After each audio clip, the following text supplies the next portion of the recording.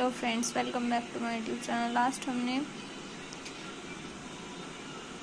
हमने disease discuss की थी, जो कि डिजीज़ कौन सी एक्वायर्ड डिजीज़, जो कि क्लासिफिकेशन ऑफ डिजीज़ में हमने डिस्कस की थी। अभी हम डिस्कस करेंगे कम्युनिकेबल डिजीज़। कम्युनिकेबल डिजीज़ कौन सी डिजीज़ होती हैं?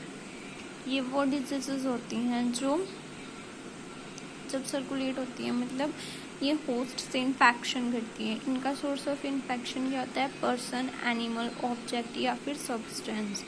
इनके पास एक इन्फेक्शन करने के लिए इन्फेक्शनिक एजेंट होता है, जो कि होस्ट में अपना इन्फेक्शन ट्रांसमिट या फिर ट्रांसफ़र करता है।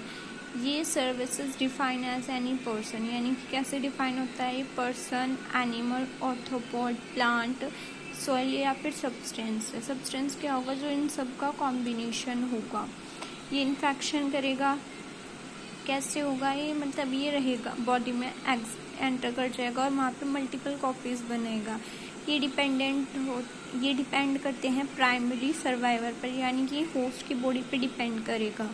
फिर ये वहीं पे रिप्रोडक्शन करेंगे और ट्रांसमिट हो जाएंगे होस्ट बॉडी में। ये कैसे होगा? जैसे क्या क्या हो गया? ह्यूमन फॉर मप पोलियो, जैसे पोलियो में होता है। एक जापानीज सिंकन्स नाम की कोई डिजीज़ है, टाइफाइड, डायरा, कफ एक्सेट्रा। एनिमल, ये ह्यूमंस में से होती हैं। एनिमल्स में क्या क्या होती है? डॉग्स में rabies, yellow fever, non living things, जो कि सॉइल में हो सकती है, जो कि ये सब एजेंट कंटेन करते हैं, जैसे टेटनस हो गया एक्सेट्रा। फिर mode of transmission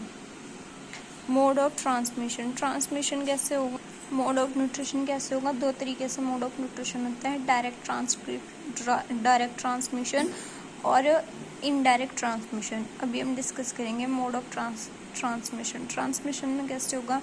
infection disease is transmitted only one route, यानी कि जो इन्फेक्टेड डिजीज़ होगी वो सिर्फ एक रूट से ट्रैवल करेगी या फिर ट्रांसमिट होगी। जैसे कि टाइफाइड फीवर, वो ट्रांसक्रिप्शन व्हीकल के थ्रू भी कर सकता है। कॉमन कोल्ड डायरेक्ट कॉन्टैक्ट से होगा।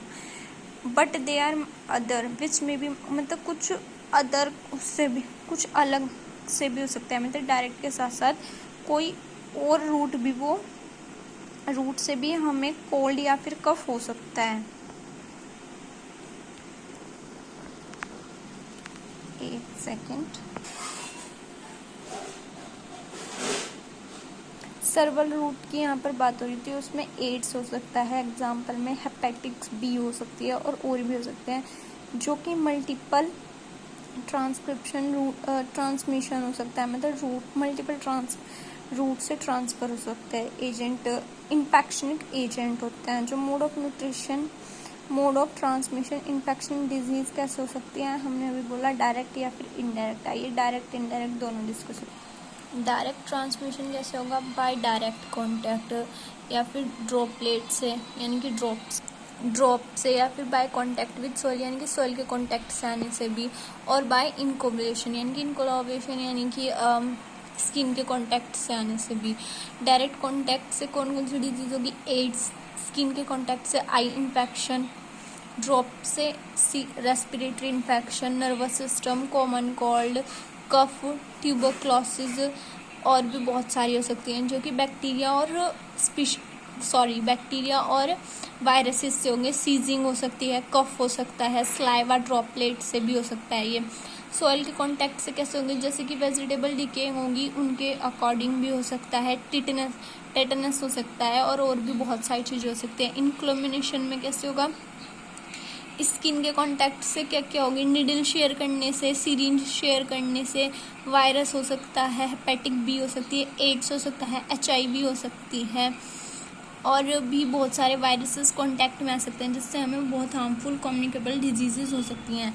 नेक्स्ट क्या है? इनडायरेक्ट कैसे होगा? जो कि फाइल्स, फिंगर, फ्लूइड के थ्रू होगा। इन्फेक्शनिक एजेंट्स होंगे जो वाटर, फूड इंक्लूडिंग वेजिटेबल से भी हो जाता है, मिल्क प्रोडक्ट से भी, आइस से, ब्लड सिरप से, प्लाज्मा से, और से भी। वाइकल बोर्न भी डिजीज बोलते हैं इन्हें। एग्जाम्पल में क्या है? हेपेटिक्स ए वायरस, जो कि वाटर से होगा। Diarrhoea, typhoid, polio, food poisoning, intestinal, ये किससे होगा? Fresh transmission food and water से। मलेरिया, स्पिल्स डिजीज, ये किससे होंगी? ब्लड से। वेक्टर फाइल से, मॉस्किटो से, फिल से, कॉकरोच से, सकिंगलीज, बग, टिग, मिल्ट, वर्टिब्रेट्स, बैट से और माइस से भी। आई होप आपको लेक्चर पसंद आया होगा। Thank you student.